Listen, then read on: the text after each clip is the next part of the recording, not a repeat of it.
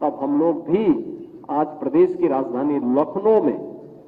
जो देश की आबादी का सबसे बड़ा राज्य है, उसकी राजधानी लखनऊ में इस महत्वपूर्ण मुद्दे को लेकर के आज यहां पे खड़े हैं और उस भाव के साथ उन अमूल्य सुझावों को उसके साथ जोड़ने की प्रक्रिया का हिस्सा कहां पे बनाया जा सकता है। समिति ने इसके लिए अलग अलग फोरम के साथ चर्चा की और स्थिरता का दौर गुजरे, फिर से वापस आए, इस प्रकार का कोई नहीं चाहता। और इसी भाव के साथ यह कार्यक्रम आज प्रारंभ हुआ है। मुझे पूरा विश्वास है देश के अंदर वर्तमान में अभी भी कुछ राज्य हैं जहां पर लोकसभा और विधानसभा के चुनाव एक साथ चुनाव हो रहे हैं। आंध्र प्रदेश उसका उदाहरण है, उड़ीसा उसका उदाहरण है, अरुणाचल प्रदेश उसका उदाहरण है, और सिक्किम भी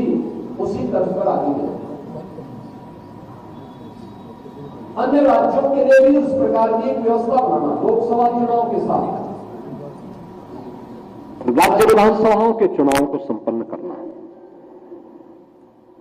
इन्हीं भावों के साथ जनता जनार्दन के सुझावों को देश की राजनीति की स्थिरता की दृष्टि से इस पे व्यापक चर्चा संसद में होगी, विधानमंडलों में होगी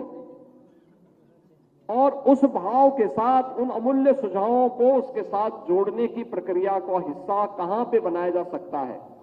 समिति ने इसके लिए अलग अलग फोरम के साथ चर्चा की, अलग अलग मुद्दों पे चर्चा की, अनेक महत्वपूर्ण सुझाव उन्होंने इस संबंध में दिए हैं और उन सभी सुझावों को लेकर के आज जब देश के अंदर एक वातावरण बन रहा है, तब हम लोग भी आज प्रदेश की राजधानी लखनऊ में,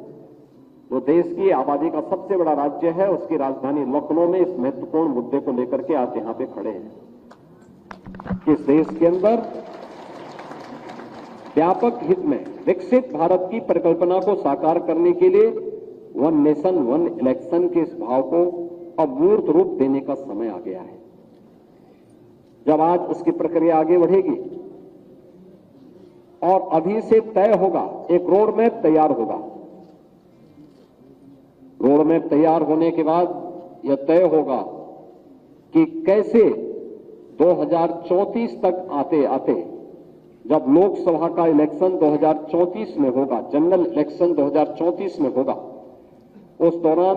कुछ विधान मंडलों के विधानसभाओं के किसी का कार्यकाल बढ़ाना पड़ेगा, किसी का घटाना पड़ेगा और उस भाव के साथ एक साथ पूरे देश के अंदर वन नेशन वन इलेक्शन मूर्त रूप ले सके, उसके लिए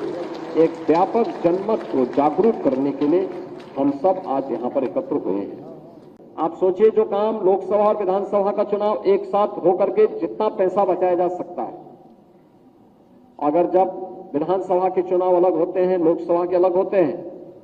कहते हैं कि देश की जीडीपी पर उसका असर पड़ता है 1.5% का, यानी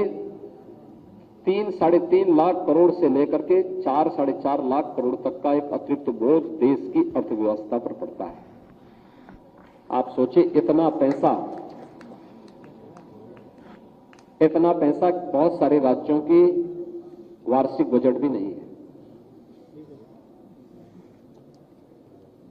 यह पैसा जो केवल इलेक्शन पे खर्च हो रहा है या जिसके कारण अर्थव्यवस्था पर प्रभाव पड़ रहा है, इस 3.5 से लेकर के 4.5 लाख करोड़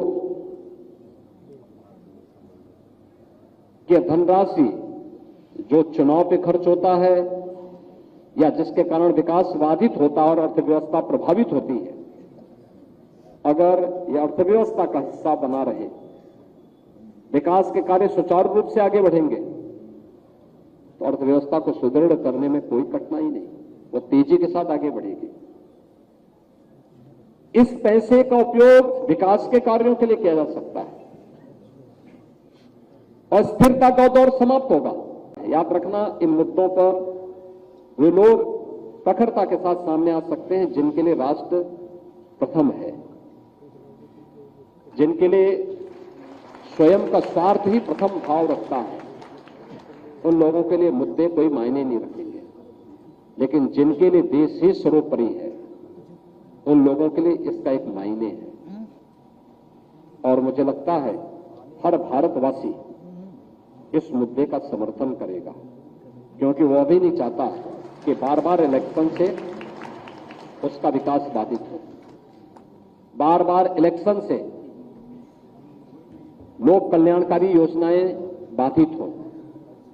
और स्थिरता का दौर गुजरे, फिर से वापस आए, इस प्रकार का कोई नहीं चाहता। और इसी भाव के साथ यह कार्यक्रम आज प्रारंभ हुआ है। मुझे पूरा विश्वास है कि देश के अंदर वर्तमान में जिस प्रकार का वातावरण बना है, आप में से किसी से छुपावा नहीं, लोगों के मन में एक नया विश्वास पैदा हुआ है।